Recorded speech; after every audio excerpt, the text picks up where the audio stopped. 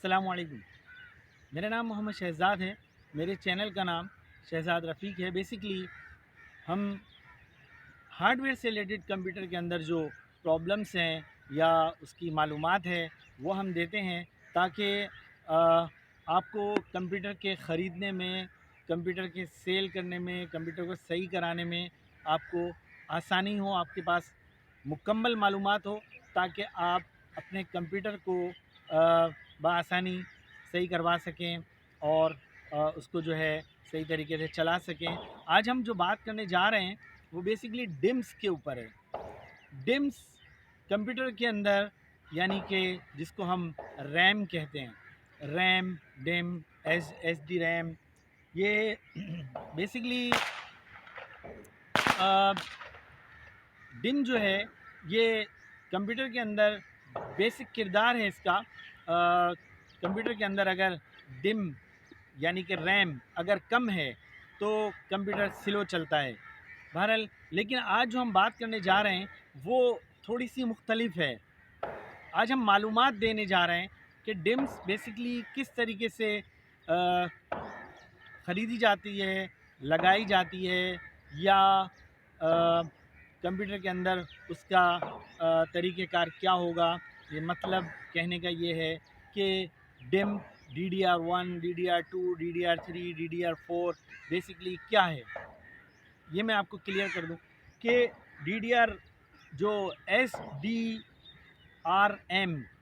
यानी कि रैम, इसके अंदर जब हम कंप्यूटर के लिए DDR ख़रीदते हैं तो हमें ये उसको बताना पड़ता है कि मुझे DDR, सिर्फ DDR चाहिए, मतलब ना 1 ना 2 ना 3, सिर्फ DDR चाहिए। मतलब इसकी जो बसेस है ये बेसिकली बस के ऊपर काम कर रही होती है।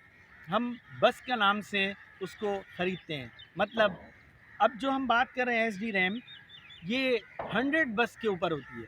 मतलब जो मेरे पास मदरबोर्ड है वो 100 बस के ऊपर है, और जो मैं रैम ख़रीदने जा रहा हूँ वो भी 100 बस पे होना चाहिए।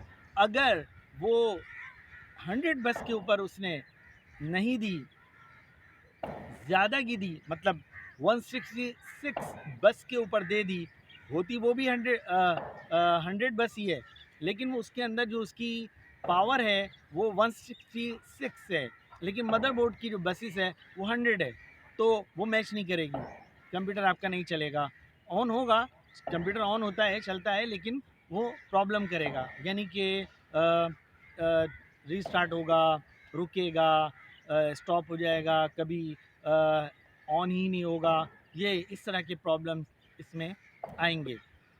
अब हम बात करेंगे DDR, सिर्फ DDR की, यानी कि अभी जो हमने बात की थी वो DDR SD रैम की बात की थी। अब हम बात करेंगे DDR की। DDR में क्या होता है, DDR में 133 बस से 200 बस तक, इस दरमियान में हम मदरबोर्ड के हिसाब से डिम को ख़रीदते हैं।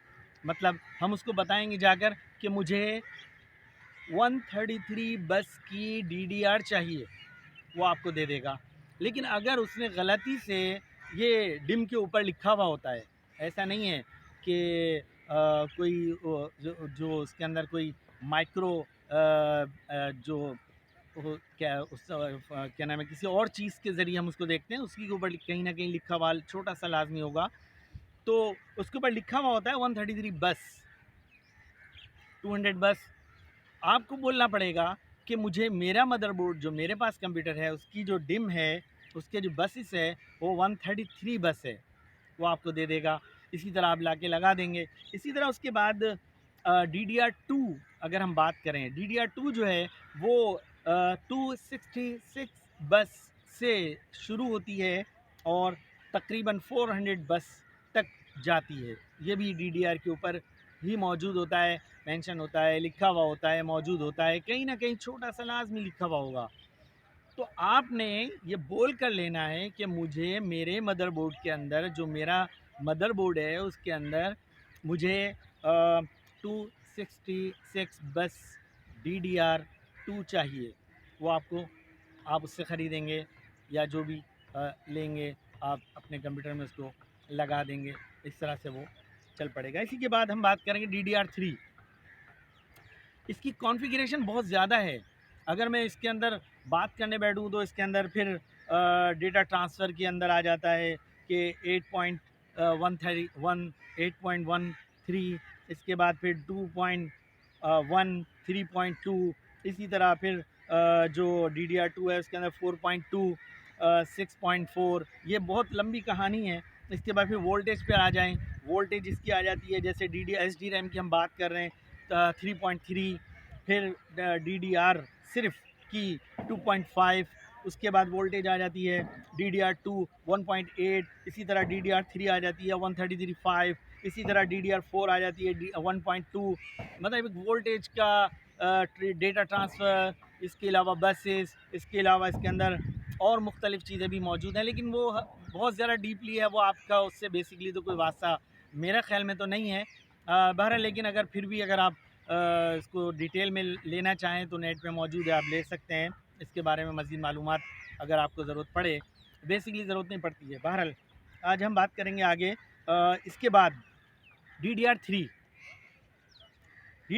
जो है वो 533 बस, हमारी जो बेसिक है वो बस है।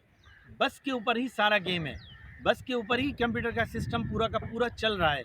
हम बस के ऊपर ही बात करेंगे, बस के ऊपर ही ये सारा दारोमदार है। इसके अलावा बेसिकली बहुत सारी चीज़ें और भी मौजूद हैं, लेकिन फिर उसमें मज़ीद डिटेल में जाना पड़ेगा, उसके लिए ज़रूरत नहीं है। इसके बाद DDR3 में 533 बस से लेकर 800 बस तक के दरमियान में DDR मौजूद है।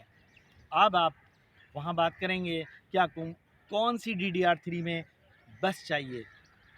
533 आपको चाहिए 800 बस, या आगे हम चलते हैं। DDR4 है, DDR4 के अंदर है 1066, उसके बाद 1600।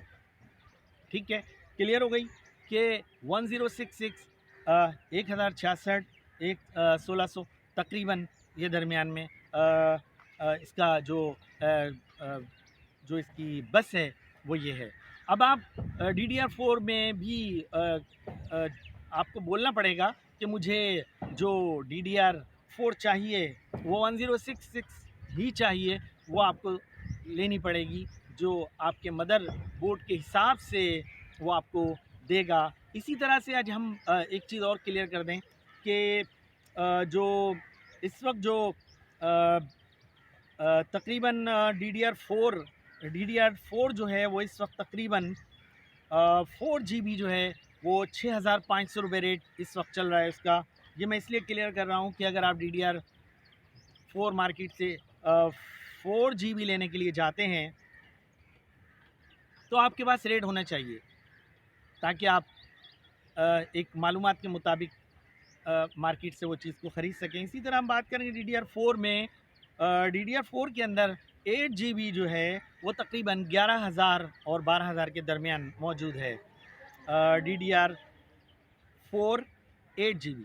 इसके बाद अब हम चले जाते हैं इसी तरह से DDR3 में 2 GB इस वक्त यूज़ में मिलेगी, आपको नई नहीं मिलेगी। ये जो हम बात कर रहे हैं ये न्यू की बात कर रहे हैं। DDR4 जो मैंने रेट आपको बताया है इसके अंदर, DDR3 में आपको नई नहीं मिलेगी, ये यूज़ में ही मिलेगी आपको। ये आपको मिलेगी 2 GB कम से कम 1500 रुपये की मार्केट में इस वक्त जो मौजूद है। इस वक्त जो सन 2023 आज अगस्त 14 अगस्त का दिन है। इसी तरह से आज हम बात करेंगे। इसी के अलावा DDR3 में 4 GB जो है वो यूज़ में मिलेगी आपको तकरीबन 2100 तकरीबन, ये आपको यूज़ में ही मिलेगी। मुमकिन है कि नई भी आ रही हो, लेकिन मेरा ख़्याल में नई आपको शायद अब बहुत ढूंढनी पड़ेगी, क्योंकि DDR4 का वक्त है। DDR3 अगर किसी के पास कहीं यूज़ में कहीं मार्केट में मौजूद हो गारंटी में, तो शायद हो, मुमकिन है कि इसी के साथ DDR जितनी भी हैं 1 2 3 4 5 4 तक जो आज तक आई हैं उसके ऊपर हमने बात की।